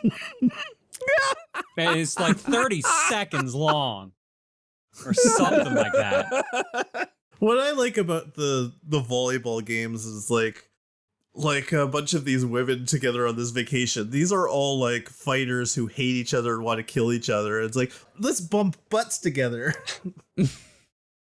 Yeah, they all have like, there's like, it's a surprisingly okay like dating sim kind of game where they're just like, yeah, like I've got like our mood's up pretty high, so yeah, let's work together despite our differences. And then like if you start sucking at volleyball, they're like, I don't want to work with you anymore. Get out of here. Yeah. It's like it's a platonic dating sim where they're all like ridiculously sexualized. Like, yep. Yeah. They probably could have skipped the whole platonic bit, but anyway. Nah, they didn't want to go that far. I don't think any like they take it to such an extreme. Like why are they suddenly being coy? Like, because then they'd be going too far at that point. They can literally have people walking around swimming naked and shit like that, but with like tasteful lighting so it doesn't look bad. And then it's just like, no hand holding. That would be too much. It would be. I would not be true to myself if I did not take this opportunity to bring up the best premise for a fighting game, which is Matrimele. Oh, Matrimele. Where the king of a certain country wants to find a worthy successor for the throne and the ideal husband for his daughter. So he holds a fighting tournament. It really does cut straight to the quick. It is like, this is what the fighting game genre is. You're going to fight over this. I'm just imagining if something like this happened in real life and like halfway through the tournament, a bunch of the guys drop out because they just don't really like her. It would absolutely be a show on like Fox, like in between Temptation Island. Oh man. Cross it over with Battle Royale. They all also have explosive like neck tags on. Oof. Oh, does this actually have the characters from Power Instinct that Tom was talking about? The old ladies? I think it does. I have no familiarity with Power Instinct in the slightest. I'm trying to find it because Match Melee is this weird game which like emulation, like it's never gotten an official re-release, so people have been kind of weird about it. Oh, yeah, really? that looks like the old ladies from Power Instinct that Tom was talking about earlier. Yeah, Power Instinct has like one character. I think she's the one who runs the tournament, or she's like the big bad guy, and she's just like this 90-year-old woman, and they draw her like a 90-year-old woman, and she's not like Akuma or whatnot, like someone who's like old but has like unnatural youth. She's a granny. Yeah, and she's got like a little granny bun, and she's got like slacks, and like when she wins a round, she actually snaps her pants, like, and she shoots her dentures at people as an attack. Oh my gosh. And, is it just the fight scene from Drag Me to Hell? And if she has a grapple move where she grabs you and like kisses you, and then like it drains your life, and then she becomes young for like 10 seconds. That's wild. Yeah. Match Melee is the 5th game in the Power Instinct series. Okay. It's an official part of Power Instinct? Yeah, that's it looks awesome. Like. Wow. Oh yeah, Groove On Fight. I forgot about that game. Yeah, that was a weird one. I think Groove On is Power Instinct 2. I think that's actually Power Instinct 3 or 4. Yeah, because Power Instinct 2 is on PS1. There's a character named Poochie in Power Instinct? Oh my gosh. Oh, yes, in Matrimony. Okay, I'm posting this in the Wiki Sift chat. Oh. Okay, let me see this. Oh, this character is so good. I love this character. He's just a dog, but also a man. Oh, that is amazing. Oh, right. This has one of the double dragons in it. What? Okay. It's weird how many of these series cross over with each other. This is like all those sitcoms existing in one shared universe in some kid's head. Have you heard about that, Stevo? No, but I can imagine it. It makes sense. It made sense to me the moment you said it. Somebody mapped out all of the different like TV shows that cross over with each other, or like have like a guest character from one show appear in another, as if they all exist in one universe. Oh, they did the Charlie Day chart thing with all of the TV shows?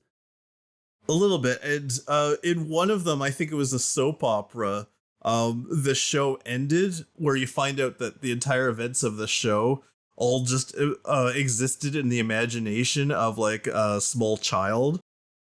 And so there's, according to their theory, every one of those shows all only exists in the mind of that one kid. That's awesome. Everything from like Friends to Fresh Prince. Like, Tom, on your stream, can you please scroll down and click on the third picture of Poochie, where he's very sassily sitting cross-legged, smoking a cigarette through his dog mouth? This is the most Japanese thing. All right, that's a pretty good picture. This picture has such an energy to it. I'm pretty sure he's sitting on another character that he beat up right now. I'm just imagining him being like saying like the Fist of the North Star line. You are already dead. Do you think Poochie smokes menthol? What's the aura around him? That's his ass kicker aura, obviously. I can't get over the fact that his hat is part of his onesie. Like, wait, it's like, where does he start putting the onesie on, right? What opening does he use to get in? He climbs in through the eye hole. Okay, look at picture number 2. Look, we're just dissecting Poochie now. What is this on his crotch? Oh, the codpiece that just says beware clearance 11 feet in Japanese. Why is he demurely catching a butterfly on his finger? Butterfly. And does the dog mouth have a smirk in comparison to the default picture? He's so happy right now. Oh, the default picture, he's got a bit of a frown, like a scowl going on. He's got to look at least a little threatening. No, he's upset there is no butterfly. He stays in that position for many hours and then smiles when there is a butterfly. It's what he does with his days. What is with that? That fourth image is not him, is it? Because that fourth image is like all dog now. Yeah, it's not a costume in that one. Is this like Flanderization? And his crotch has become the letter. Oh no, that's definitely a costume. You can see the arms there. He's got human arms. That's him. But he's got like real teeth and like he's got real eyes. He's got human eyes though. You can see the human eyes. Also, the Mortal Kombat femurs in the background. He just punched the bones out of someone. Oh my god. He just defeated Meat. Another crossover added to the list. Meat. Okay. I can't get over Poochie. I'm going to close this page, otherwise I'm never going to stop looking at Poochie. I'm just going to leave this open until we have something else that we really need to look at. Because this is a good... Okay, let me close this terrible video that's playing. Tekken 8 videos. I've never played a Tekken game, actually. They're fun. But like, obviously, most fighting games, you need someone else to play against to kind of get the most out of it. It's not always the best just to play solo. But Tekken's got decent story modes now.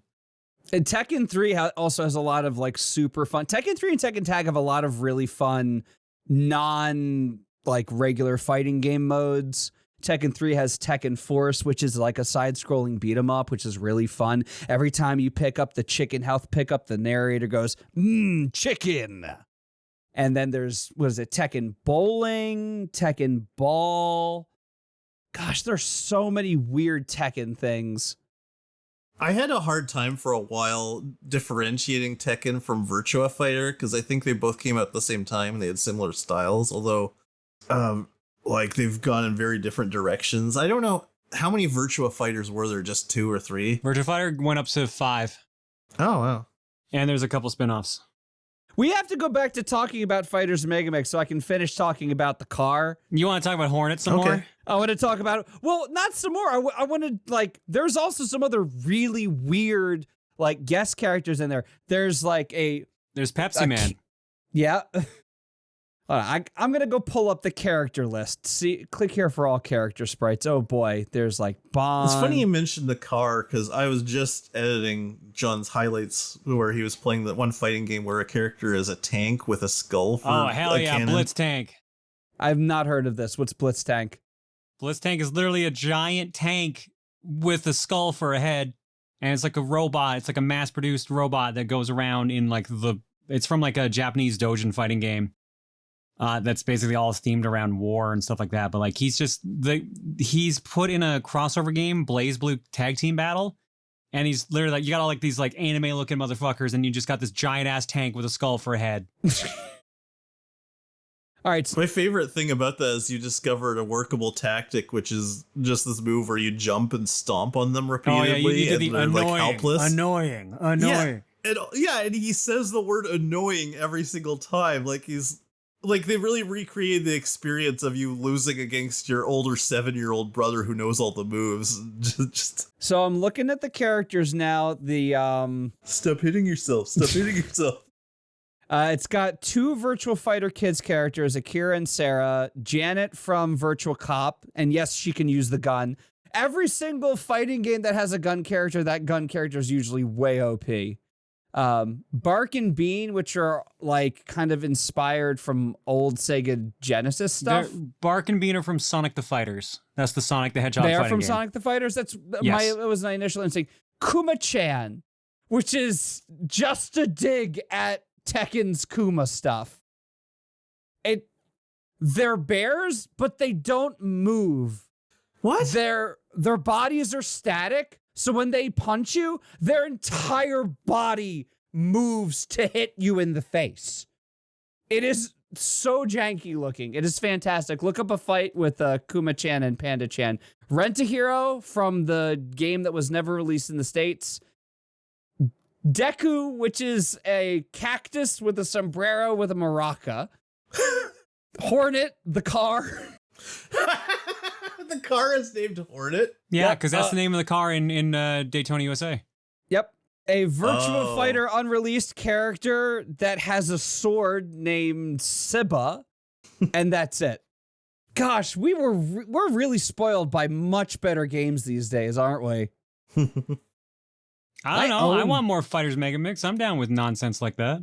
I mean, I own Fighters Megamix and I like it, but in comparison, looking at stuff like Marvel vs. Capcom, I'm like, yeah, you know what? This, admittedly, when I had nothing better to play, it was useful. You know what?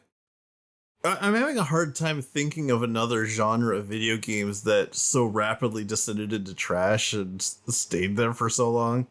Because, like, there are so many good fighting games, but there's so much bad stuff that was, like, as soon as people found out how popular Street Fighter was, it just started coming out by the garbage dump full. I can think of other games that inspired a whole bunch of clones, but, like there was, like, 100 Pac-Man clones at one point, but, like... Were either of you subjected to some of those weird Street Fighter 2 arcade hacks like Shenlong and Rainbow Edition? I've played Rainbow Edition. Oh, okay. Yeah, I grew up with one of those because that was like my Street Fighter 2 experience was a bootleg machine.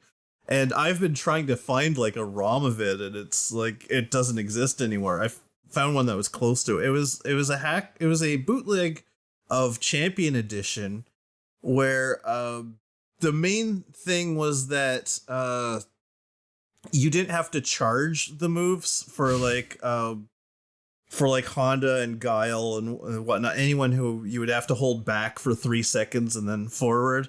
You could just do back forward, or you could just do down up, which I kind of prefer because like it takes so long to shoot a fireball as Guile, whereas Ryu or Ken can just fill the screen full of them.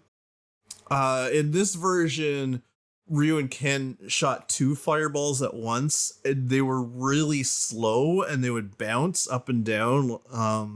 And so if you played as if you and the other player played as either Ken or Ryu, you could like fill the entire screen full of them just by spamming fireball, and eventually you would knock each other out because like they would start to collide with each other, but then eventually 2 of them would miss each other and you'd hit each other.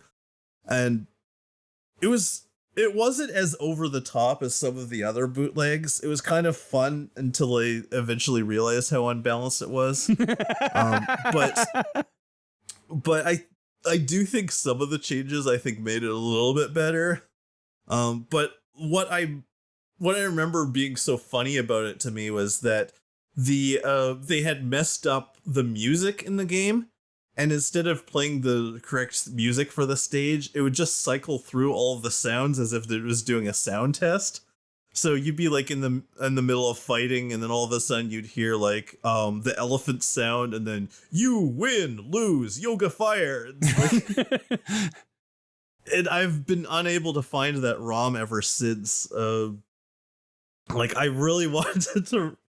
Do you have any idea how many variants that, like, I'm okay if you want to spend a week and a half at a cabin somewhere and just want to go through all the different ROM hacks. I downloaded every single MAME ROM of Street Fighter with all the you different did. ones. He's just a to try dedicated and man. He is a dedicated Because man. I wanted to find the one, and there's at least 20 of them. But my favorite one is this one that's like the M6 bootleg or whatever. And I don't know how they label these different from each other, but it's so unbelievably janky. It's completely unplayable. And that's kind of what makes it fun. Like, neither of you can do what you're trying to do, but you'll have fun, like, seeing who wins this mess of a game. Everything is overpowered to the absolute extreme. If you try to play against a computer opponent, you're gonna lose immediately. Like, every time a character does a Shoryuken, it shoots like 8 fireballs out of it. Ah, yeah, that's the one. Blanca can use his electric attack while moving, and he practically teleports right into you and just keeps hitting you with a thing, and it damages you even if you're blocking, and you end up in like stun lock. So like you start fighting Blanca for like 4 seconds before he just does the electric attack, and then there's nothing you can do. You just wait until he drains all of your health and you die. It's it's a miserable experience if you expect to be able to play normally, but it's fun if you do not care at all about winning or losing and just want to see like this broken mess of a game. We were talking about Virtua Fighter briefly not too long ago. Yeah.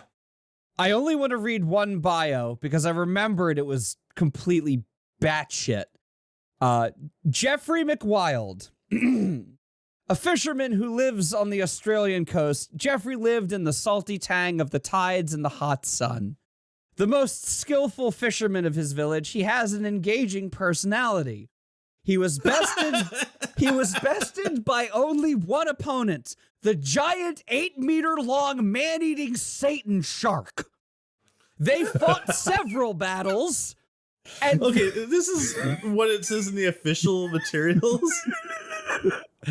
this is from the same website I've been finding all of my information tonight. I'm just assuming that Fighters Generation would not be trolling me this badly. Because the thing is, I remembered reading that elsewhere, and I'm like, no, this can't be real. Satan Shark no. He entered the World Fighting Tournament with a vow to build a new boat and to do battle with the shark again. It really is a Moby Dick story. Like, I love the idea of getting into a fighting tournament, not to fight all of the other fighters, but to fight a shark. That's your goal.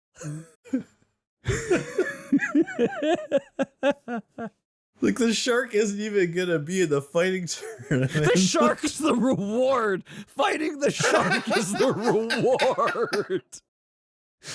I'm just imagining like some near omniscient like fighting tournament host who dangles everything that every character desires most as a prize if they win. It's like, I've got that shark you want.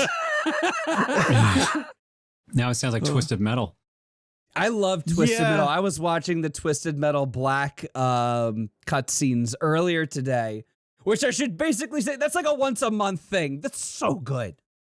Yeah, I think Twisted Metal kind of came to my mind as I started this episode because it more closely follows the story of a fighting game than actual fighting games. Like, I can confirm that Jeffrey McWild is indeed a fisherman from Australia, so I do believe that story beat is actually accurate. I also did forget that Paul Phoenix wants to fight Kuma. Thank you. we haven't even touched on Darkstalkers. I don't even know what The the deal is. Darkstalkers can kind of be summarized as thirsty feline, like that. What else do you have? You got a Russian succubus. You got two vampire. succubus, you got a Russian vampire, you got a Frankenstein's monster. You got a mummy, you got a zombie, you got the Sasquatch, you got an aqua dude. You got a more different zombie. More different.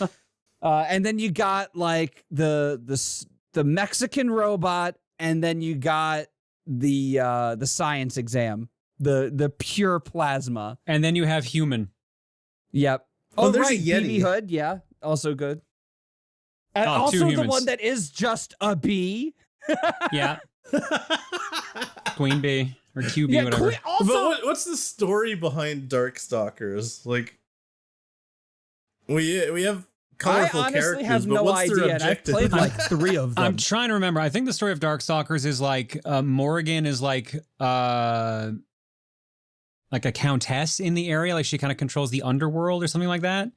But Dimitri and some other, like, which is the Russian vampire, and a bunch of other monsters, I think Jetta's one of them, is trying to like cause chaos in like the above world and whatever world they're in. So they have to do like a bunch of fighting to kind of like stop it. At some point, Morrigan gets split into 2 characters, so herself and Lilith. Oh, So you've got Thirsty and Thirstier. Mm. Oh yeah, sorry, Felicia, the cat girl that you were talking about. She's Yeah, a yeah, nun yeah. that runs an orphanage.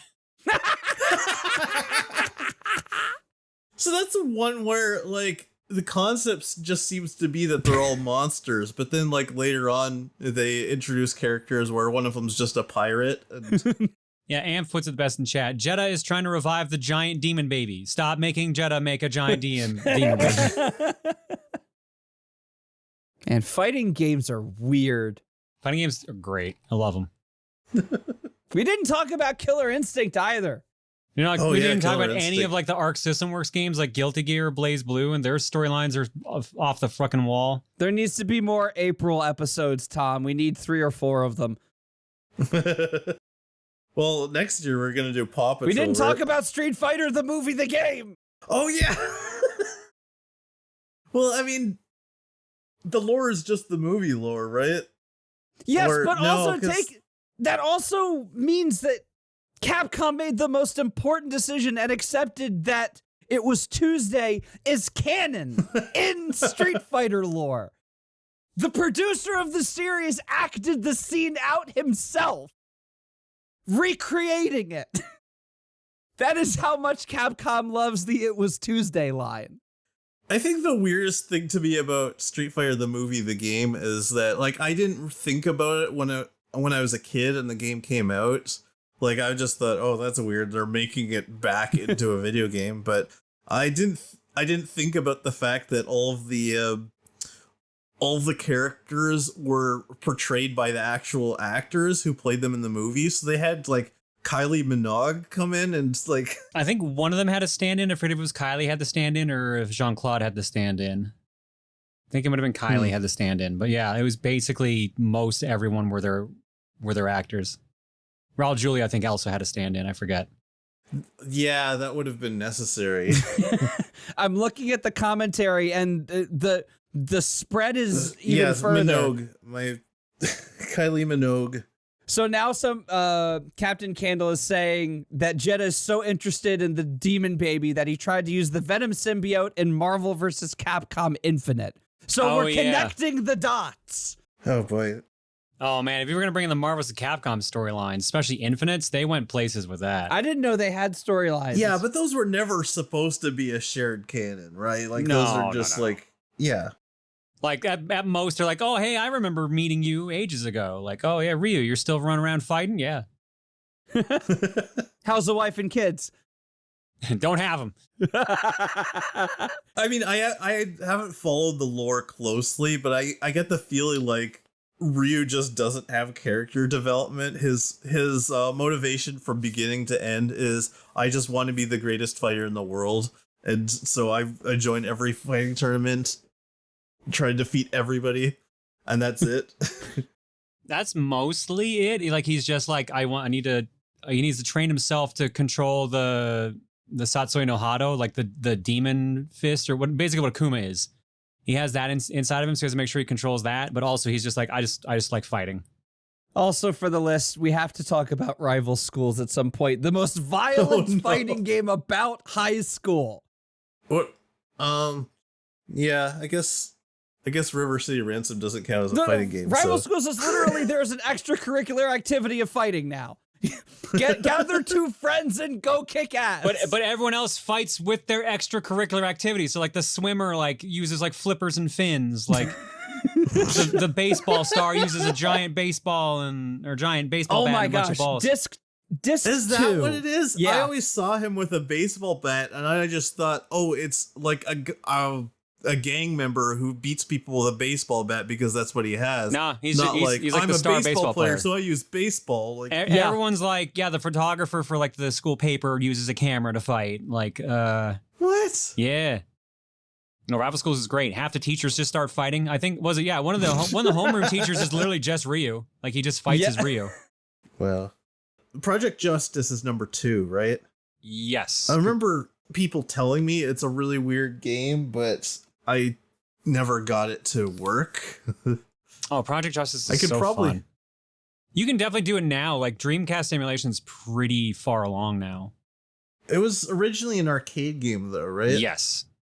I know that I usually play the home port of Project Justice on the Dreamcast. I really wish Rival Schools had continued. A lot of people do. I know we can't always get what we want, but maybe one day we will get Brief Karate Foolish HD.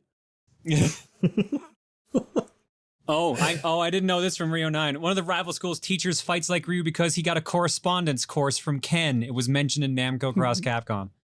The cross games, like Project Cross Zone, somewhat related to the fighting game, but Project Cross Zone 1 and 2 on the 3DS are fantastic games, showing all of Capcom's humor about their own franchises. If you like any Capcom fighting game and want to see, like, Segata Sanshiro is a playable character in the second Project Cross Zone. I have always wanted a non-Mugen fighting game with Segata Sanshiro in it. How does any other character win then? I mean, like, it's a tactics game. So, like, you have groups of 2, and then you have, like, a partner character. I think Segata Sanshiro's a partner character. Yeah. So, like, you'll just have your 2 main guys fighting. They'll be doing their usual movesets, and then you can just have Segata Sanshiro jump in and just do some heavy damage and, like, chain up your combo. It's fun. Yeah, I feel like I need a cigarette or two. This has been a very orgasmic discussion. We talked about a lot. And if anything, all it did was show me is that there's so much more. There's so much more. Yeah. Well, I mean, yeah, it's died down in more recent years, but still a huge genre still today. I'd say it's pretty active right now. I'd say like every year we're getting like 1 or 2 major fighting games. Like we got Tekken 8 this year, Mortal Kombat 1 last year, true. and Street Fighter 6, I think. That might have been the year prior. Trying to remember what other major ones coming up soon. I'm so glad we didn't even mention Smash except in passing. I mean, I like Smash, but I get it. No, I mean, it's fine. The thing is, Smash is just so well known. Yeah. Well, also, like what lore are you going to get into with Smash? It's basically like, I mean, we'll take these characters and make them fight each other. Oh, man, do we want to talk about the lore from Smash Ultimate? Because I mean, we that's could do Smash. What about, we could do that, or we could do Brawl, Subspace Emissary, the one where like they blow up half the universes? I've played like 4 or 5 Smash games, and I never learned a single thing about the story in any one of them. They've only done story mode twice. They did it in the Wii one, and that was the one where they had all these cutscenes done up for it. Mm-hmm. And they did, did one for the current one, Ultimate. And then that one, like, everyone fucking biffs it and dies except for Kirby. So Kirby has to go save everyone. I just feel like how can you really go anywhere with lore or for something like that? Because like the instant you have like Link and Samus and Mario taking place in the same universe, the like logic flies so far out the window. It's just like let's not even care about story. We're just a bunch of guys fighting, have fun, See, I like how Subspace Emissary handled it, because there's no talking. Like all the characters just like they'll do their actions, what you expect from that character. Oh, here comes Meta Knight. He's going to stab someone with a sword. Oh, he's hanging out with the other sword users. That makes perfect sense. Oh, Samus is sneaking around. Oh, Solid Snake's there too. They're both sneaking around. Samus saved Pikachu, so Pikachu's just hanging out with her, stuff like that. Yeah. I remember I watched my wife play through Subspace Emissary. It was very enjoyable. But like, what's the name of the the antagonist in the most recent one, that weird like 8-winged thing. Oh shit! It's like Gallum or Gallum or something like that. Whatever it was, looked like it should have been at the end of Final Fantasy X. It was very Galeem. Galem. Galeem, yeah, that's it. Like the theology involved in this is super intriguing. Theology. As somebody with 2 years of a philosophy degree, I feel the need to point that out, Tom. Yeah, Galeem's basically just like, I like an energy core surrounded by wings. Right. Isn't there like 3 characters like that already in Kirby? Oh, there's many like that in Kirby. Kirby kicked all their asses. Yeah, we should go back to that Kirby episode. Oh, man. That was a trip. Yeah, hearing, was it 02 described or 02 described? Biblically accurate Galeem. Yeah, that's right. Gosh, that's... I still can't get over the fact that only a very few select characters in the Kirby universe bleed. And that just weirdly disturbs me a lot more than if everyone bleeds or nobody does. Sometimes you ain't got time to bleed, that's all. I don't even know where we can go from here, to be honest, so Power maybe Stone. we should just wrap it up.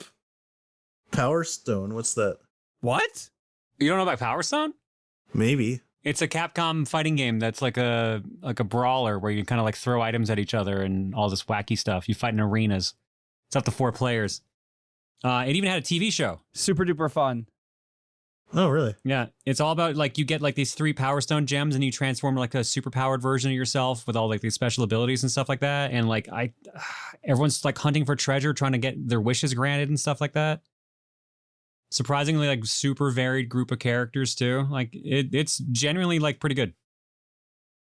There's no smooth off ramp, Tom. Just pick one. I was so tempted to just do a cold close right there and not without any primer. All right, well, this was fun. Thank you for coming. Somewhere in the universe, Tom is still having fighting game lore explained to him. It never ends. So how many volcanoes are there? Oh my gosh. We need to make a constellation out of Poochie. Like, we need to find a star alignment that can make that beautiful boy into existence. It starts with nothing. That's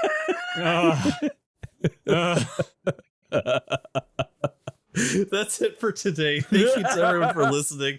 Please review us on whatever you're listening to us on. It doesn't have to be a good review. Any review is fine. If you're not sure what to say, just say these people are a bunch of sad loser nerd monkeys. Wow.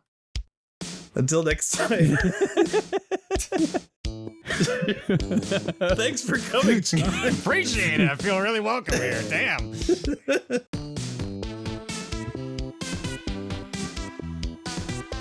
I know that you have alerts disabled, but I do want to point out that at least one person has commented, I love that Poochie has been the static image for the rest of the stream. Yes. I actually kind of forgot that was kind of a purposeful choice. I can get behind this becoming a Poochie standing podcast.